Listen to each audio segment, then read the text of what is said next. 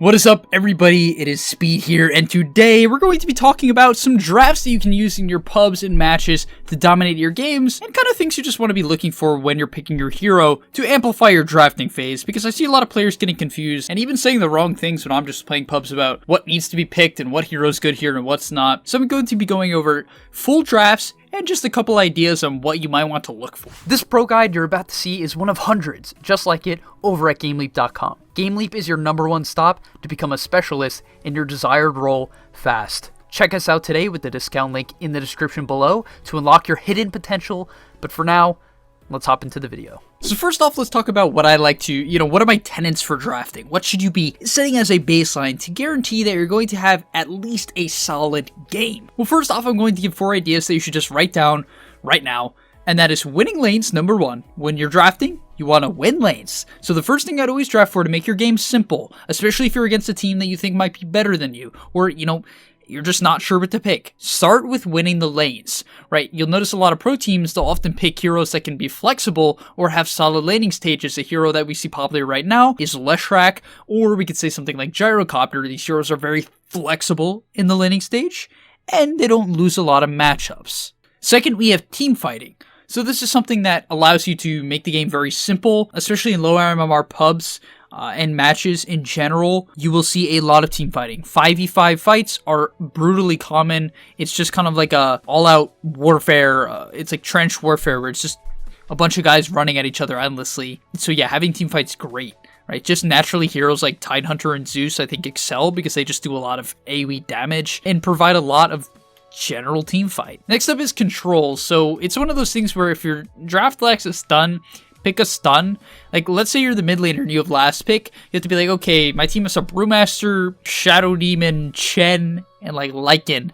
What do we need to finish off that draft? Maybe a bit of control. Now, heroes like Brewmaster, sure, they have some control. That's fair, but not like a hard stun. You want like a hard stun, or at least some long duration root, like maybe Searing Chains. So yeah, if I'm a last pick with mid, maybe I'll pick something like a DK or a Storm, something that can actually catch people. And then we have lane shove. Lane shove is, it's probably the most underrated concept of Dota. Lane shove does a gajillion things. It allows you to farm, defend towers, push towers because you need creeps to push towers. It does everything. So those 4 tenets are the most important things and basic things I would look for when drafting. There are things like vision and bizarre combos, but those top 4, write those down and keep them next to you. Alright, now let's get into drafts that you can implement into your game, and I'm going to talk about why these combos can be so powerful. So first off, we have Undying, Lina, Shaker, Ember, and Morphling.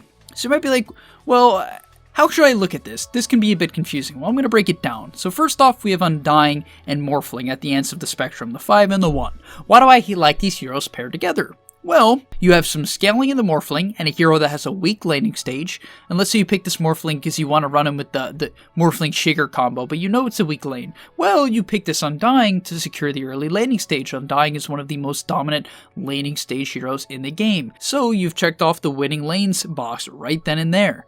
Then you move in one. You have the Lina and Shaker lane in your off lane as your 3 and the 4. This provides you with all the control and team fight you could ever ask for, including lane shove. Honestly, that's why I really like Lina in pubs. I think she can do everything if you understand the game at a high level. She wins lanes, she team fights well, she has control and lane shove. Really, really nice. But going back to the point, you have a nice little combo of the Morphling and the Shaker, because Morphling's Ags allows you to turn into teammates, meaning that, you can get the enchant totem. If you haven't seen that combo, it's ridiculous.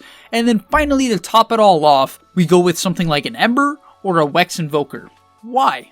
Well, while the Morphling is farming up his Linken's, BKB Ags, Manta, whatever item he's going to buy, typically Morphling likes to have 2 items at minimum before fighting, especially with this Ags build. So you have this tempo controller like an Ember or an Invoker to run around and create space with the Undying, Lina, and Shaker, or at least the Undying and Lina while the Shaker farms his Ags or Blink Dagger, and in turn creating space for Morphling. All around, I really like this draft because it has scaling, good lanes, and it can create high tempo if needed. Next up on the list, we have my favorite strategy in Dota right now. I think this is unbelievably overpowered, super strong, and that is Chen Giraffes. Chen has gotten nerfed like a gajillion times, and it's still one of the best heroes in Dota. Like, it's so easy to build strats around Chen, so let's get into it. First off, we have Chen, Rubik, Legion, Alk, and Lycan. Now, you can change the alk with a bunch of different pushing heroes, which we'll talk about in the second draft. I have 2 variants of this draft I want to go over, but the point of this draft is a sustain/pushing draft. So first off, we have the Chen/Lycan lane. This lane is just really good for sustaining, and once Lycan gets cripple or his ultimate, you can take the tower very easily. Then you have the Rubik and Legion lane, which is fantastic. The reduced damage from Rubik plus Legion's just nice harass and sustain in lane creates a dominating scenario for the majority of matchups. And then finally you have Alk, Pugna, or DP. Now the reason why there's some variance here is because Alk can be just used as a backup. You can kind of hit this timing at like the 25-minute mark when your pushing heroes are still quite relevant to just run over the game. Even earlier than that, if you get a super early Radiance BKB AC timing, something of that sort. Or you can just full commit to the push with a Pugna or DP, right? They're some of the best pushing heroes in the game,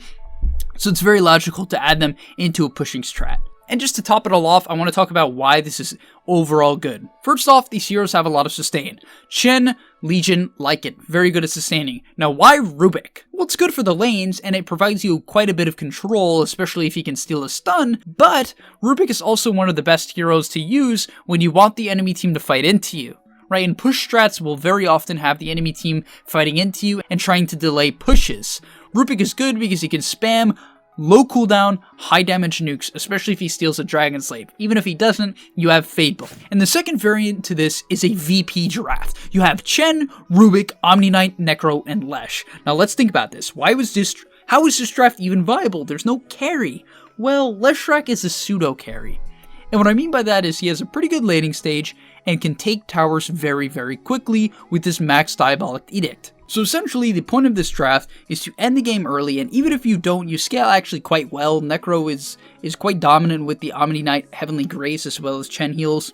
And then you have Leshrac to keep the tempo up and push the towers. If you want to watch that game, it's under the tournaments, the watch tab, tournaments, Dota Summit 11, and then if you go to the 5th page, it was VP against JFSHFH178. Next up on the list, we have a Magnus strategy. These are also one of the most popular strategies right now because of its sort of ease of execution, and I'm even going to tell you like the main concept I see when players are just playing Magnus strategies. So first off, let's go over the draft. You have Crystal Maiden, Grimstroke, Magnus, Tiny, and Jug. First off, CM and Jug in lane, quite strong. Grim and Mag in lane, also quite strong. CM and Jug, you just Frostbite or Crystal Nova into spin. Grim and Mag, you can use your multiple nukes to harass the enemy, or just Inkswell into Skewer, something like that. Regardless, it's a very strong lane. And then finally, you have Tiny, who's just a overall solid mid laner, who's very good at defending towers and pushing in waves. And you notice that both of the supports are also very good at pushing in waves. Why is this important? Magnus is a hero early game that can struggle with that. Typically, you want to be farming jungle, and you're not necessarily that great early into the game, especially if you've maxed in power. It's super easy to dive a Magnus and punish this early game weakness. But if you have heroes like Grimstroke, CM, and Tiny, they can instantly nuke down creep waves, and if you know anything about Dota, if there's no creep wave, you can't push. So yeah, you have these supports and this wave clear who can just sit mid all game, defend the mid tier 1 tower, preventing the enemy team to collapse into your jungle, securing jungle control, which will then allow the Mag plus Jug combo to come online and win the game. Next up, we have Abaddon strategies. Now, it's not necessarily fully based around the Abaddon, but I just want to talk about ways you can kind of abuse this hero to some extent and just play around hard to kill lineups. So the first variant I want to go over, as there are 2, is Coddle, Willow, Abaddon, TA, and Bloodseeker. Now, in general, if you hear the cores, Abaddon, TA, and Bloodseeker, these are all very hard to kill heroes in the right game, right? Bloodseeker is a hero that goes very quickly, has talents to make him tanky, and naturally has a generally high HP pool, especially if you're buying stats or something like a Blade Mill and Drums. Then you have 2 supports that are also unbelievably hard to kill. You have the high movement speed hero of Coddle, who also has 2 defensive spells in his ultimate and Blinding Light. You have Dark Willow, who has like a gajillion defensive spells. Abaddon, to top it off, basically you're extremely hard to kill and you have a very hard mid-game timing around the 20-minute mark when everyone's impossible to kill. TA has her Blink Deso, Bloodseeker can have his Radiance, Abaddon will have his whatever pipe, Drums, Vlad's, and then Willow and Coddle will, they'll just have their team fight spells. Maybe Willow has a Yules, maybe Coddle has a Force Staff. So the next variant is kind of an attack speed variant, plus like an ultra carry hype up lineup, which is Ogre, CM, Abaddon, OD, and then for carry you can have Jug, Void, or Slark. Now, why is this good? Well, Ogre can Bloodlust your OD, which is very strong. CM gives everyone mana, which is fantastic for the Abaddon, and you have some wave clear.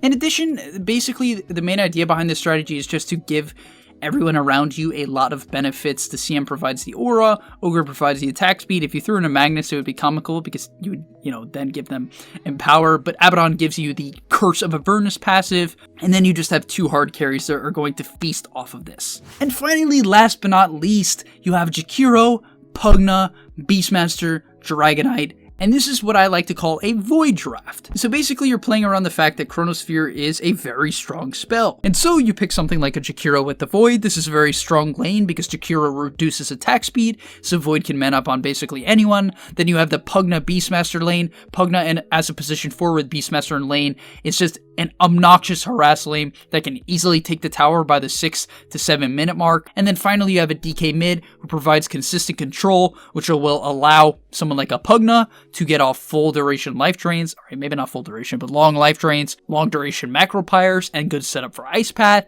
And then overall you just have another Roar and a Chrono. It's really hard to fight into this draft. You have fantastic push from the Jakiro, Pugna, Beastmaster, and DK, as well as quite good lanes. And then to top it all off, when you're pushing the tower, if they commit on anyone, even if they have BKBs, they're gonna get roared or chronoed. Like, what do you do? It's really difficult to play into this draft. And yeah, so if you're going to pick a draft like this, I recommend that you look for smoke pickoffs. You go for towers quite early on, as at least 4. You can leave any one of the heroes to split push. DK, Void, and Beastmaster are all very good at that. So if the game gets desperate, you just can split up into 3 lanes and make the enemy team run around for literally forever because any of your heroes can shove lanes effectively. And yeah, so great team fight, great control, solid lanes, and once again, pretty good lane shove. So that's going to be the last draft of the video. I recommend you go back and pick 1 or 2 out to play with your friends and see how they cover the different bases of the 4 aspects of drafting that I've laid out for you. And yeah, best of luck in your games. Let me know if you try any of the strats out.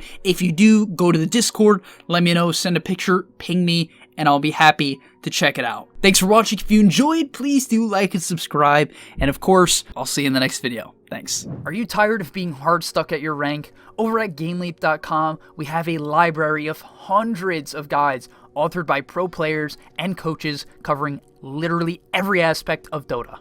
Whether you're looking to master a new hero or role, or just polish up your existing skills, GameLeap is the proven place for competitive gamers to hone their craft and unlock their secret potential. Hit the link on screen right now, to take advantage of our special offer for a 25% discount, guys, 25%, and start your journey today.